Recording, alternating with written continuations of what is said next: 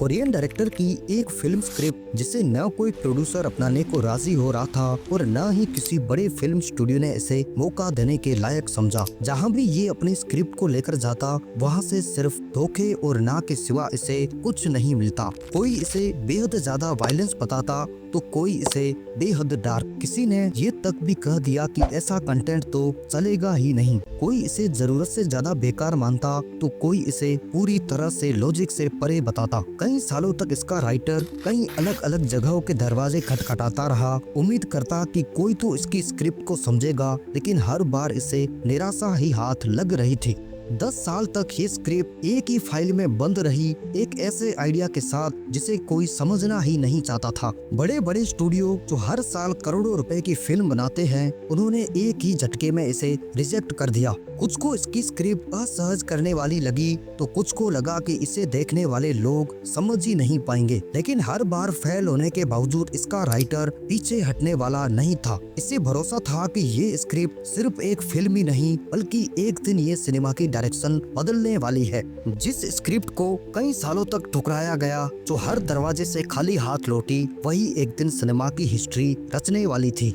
लेकिन इसे बनाने वाले को पता था कि उसके पास कुछ तो अनोखा है, कुछ ऐसा जो इस दुनिया ने पहले कभी नहीं देखा। वो अपनी स्टोरी को छोड़ना तो नहीं चाहता था, लेकिन जिंदगी के हालात इतने खराब हो गई कि खुद को और अपनी फैमिली को संभालने के लिए पैसों की इतनी तंगी हो गई कि इसे अपना लैपटॉप तक बेचकर गुजारा करना पड़ा। पूरे 10 साल तक हर तरफ से ठुकराए जाने के बाद जो स्क्रिप्ट कभी किसी को काबिल ही नहीं लगी, आज उसी स्क्रिप्ट से नेटफ्लिक्स के हिस्ट्री की सबसे बड़ी वेब सीरीज बन चुकी है। 90 कंट्रीज में नंबर 1 ट्रेंड पर 1.65 अरब घंटे से ज्यादा देखे जाने का रिकॉर्ड और पूरी दुनिया को हिला देने वाली स्क्विड गेम, जिसने साबित कर दिया कि एक ठुकराई गई स्क्रिप्ट भी वेब सीरीज की हिस्ट्री को बदल सकती है। लेकिन इस पूरे सक्सेस के पीछे एक ऐसी हार्डकोर दास्तान छुपी है जो खुद स्क्विड गेम से भी ज्यादा हैरान कर देने वाली है। जो गरीबी, नाकामी और लगातार मिलती ठुकराहट के बीच एक इंसान जिसने अपनी जिंदगी का सबसे बड़ा दांव खेला और जीतकर पूरी दुनिया को हैरान कर दिया। इस पूरे खेल का पन्ना एक बच्चे से पलटता है जो साउथ कोरिया के एक नॉर्मल फैमिली में पैदा हुए हवांग डोक यूक से, जो कोरिया की तंग गलियों में बड़ा हुआ, जिसने बचपन में गरीबी के सिवा कुछ नहीं देखा। हवांग के घर के हालात इतने खराब थे कि अपनी पढ़ाई पूरी करने के लिए कभी खुद बच्चों को ट्यूशन पढ़ाता तो कभी कैफे में काम भी करता। लेकिन उसके अंदर एक अलग ही कहानियां लिखने का जुनून था। जहाँ दूसरे बच्चे खेलने में व्यस्त होते थे, तब हवांग अपनी कहानियों की दुनिया में खोया रहता। इसके लिए खुद फिल्में देखना तो एक तरह की दुनिया से भागने जैसा था। हवांग ने स्क्विड गेम की स्क्रिप्ट सिर्फ एक सर्वाइवल गेम के तौर पर नहीं, बल्कि अमीर और गरीब के बीच की गहरी खाई को दिखाने के लिए लिखी थी। हवांग ने अपनी जिंदगी में गरीबी को करीब से महसूस किया था, भूख, बेबसी, वो दर्द जिसके लिए इंसान अपनी सबसे बुनियादी जरूरतों के लिए मोहताज हो जाता है। यही सच्चाई इस शो में भी नजर आती है, जहाँ कर्ज में डूबे लोग अपनी जिंदगी और मौत के बीच झूलते हुए आखिरी दांव खेलते हैं, जबकि अमीर इसे सिर्फ एक एंटरटेनमेंट के तौर पर देखता है। लेकिन गरीब के लिए ये आखिरी मौका, या तो जीतकर जिंदगी बदल जाएगी या हारकर सब कुछ खत्म हो जाएगा। ये वही सच्चाई थी जिसे हवांग ने दुनिया के सामने लाने का फैसला किया, ताकि लोग समझ सके कि असली जिंदगी का खेल कितना बेरहम होता है। जहाँ कुछ लोगों के पास हर मोड़ पर नए मौके होते हैं, वहीं लाखों लोग ऐसे हैं जिनके पास कोई ऑप्शन ही नहीं होता।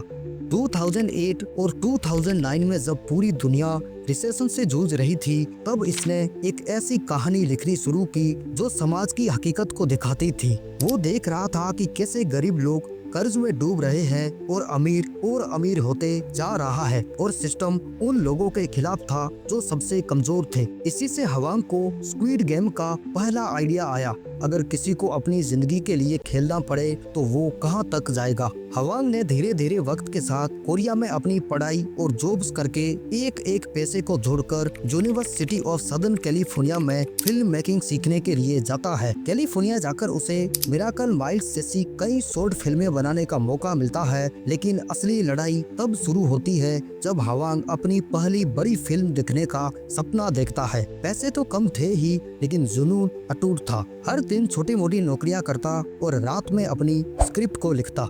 इसी दौरान उसने कॉमिक बुक्स पढ़ना शुरू किया, खासकर जापानी सर्वाइवल, गेम बेस्ड मंगा, रॉयल बैटल और लायर जैसी बुक्स को पढ़ा, जिससे हवांग को स्क्विड गेम के लिए और भी आइडियाज आने लगे। वे सोचने लगा कि अगर असली दुनिया में भी ऐसे खेल हो जहां लोग अपनी जान की बाजी लगाए तो कैसा होगा।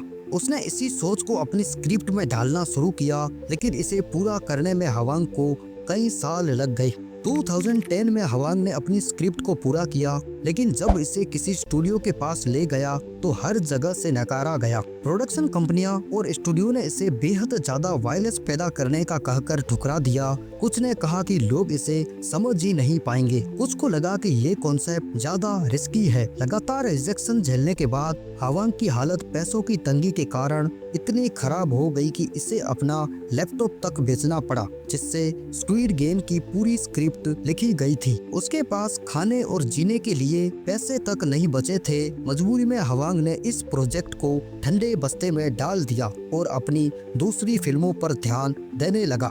हालांकि उसने साइलेंस्ड और मिस ग्रैनी जैसी कई और फिल्में बनवाई जो हिट तो रही, लेकिन स्क्विड गेम का सपना अभी भी उसके दिल में जिंदा था। लेकिन फिर एक वो दिन भी आता है जिससे हवांग को कई सालों से इंतजार था। 2019 में नेटफ्लिक्स ने हवांग को नई स्टोरी आइडियाज के लिए कांटेक्ट किया। जब हवांग ने स्क्विड गेम का कॉन्सेप्ट फिर से पेश किया तो नेटफ्लिक्स को ये बेहद ज्यादा पसंद आया। अब दुनिया इस कहानी को देखने के लिए तैयार थी और नेटफ्लिक्स ने तुरंत इस प्रोजेक्ट को हरी झंडी दे दी।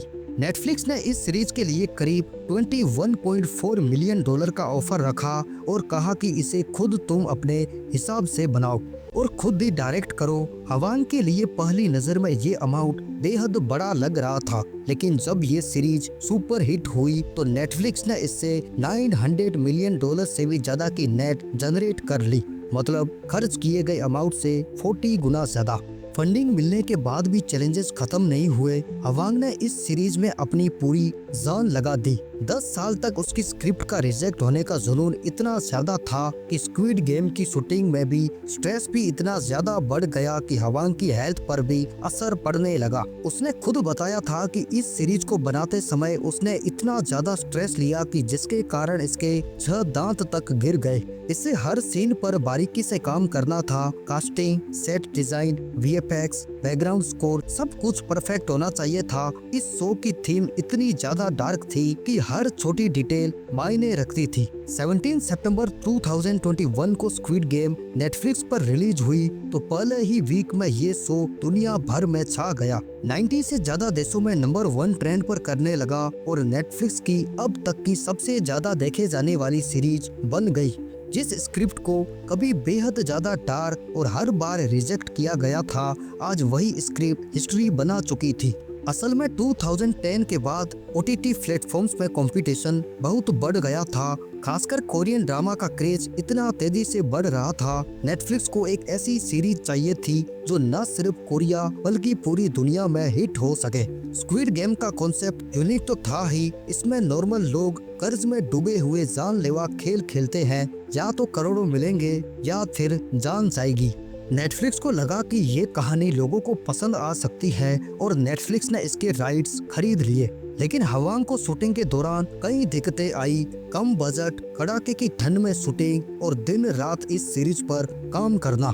यहाँ बहुत कम ही लोग जानते हैं कि स्क्विड गेम का लीड कैरेक्टर सियोंग जी हन एक ऐसा इंसान है जो पैसों की तंगी से जूझ रहा था, कर्ज में डूबा तो था ही और अपनी माँ पर निर्भर था। ये कैरेक्टर नॉर्मली नहीं बल्कि इसके पीछे खुद डायरेक्टर हवांग डोक यूक की असली जिंदगी की झलक दिखाई गई है। स्क्विड गेम का पहला game red light green light सिर्फ एक सिंपल गेम ही नहीं, असल में कोरिया के ट्रेडिशनल गेम मुगुंदवा कको की पियोत सुमिंदा से लिया गया है, जो कोरिया के बच्चों में बेहद पॉपुलर था। इस शो में जाइंट डोल दिखाई गई है, वो भी कोरियन स्कूल की पुरानी डोल में से ली गई है। हवांग डोक यूक की स्टोरी सिर्फ एक शो ही नहीं बल्कि संघर्ष, जुनून और कभी हार न मानने की मिसाल है। उसने साबित कर दिया कि अगर आप अपने सपनों पर डटे रहते हैं तो पूरी दुनिया उन्हें देखने के लिए मजबूर हो जाती है। उम्मीद है कि आप लोगों को बर्ड्स टीवी की ये वीडियो भी जरूर पसंद आई होगी। वीडियो को लाइक, शेयर और बर्ड्स टीवी के चैनल को सब्सक्राइब करना ना भूलें। तब तक के लिए मिलते हैं एक और नई वीडियो के साथ।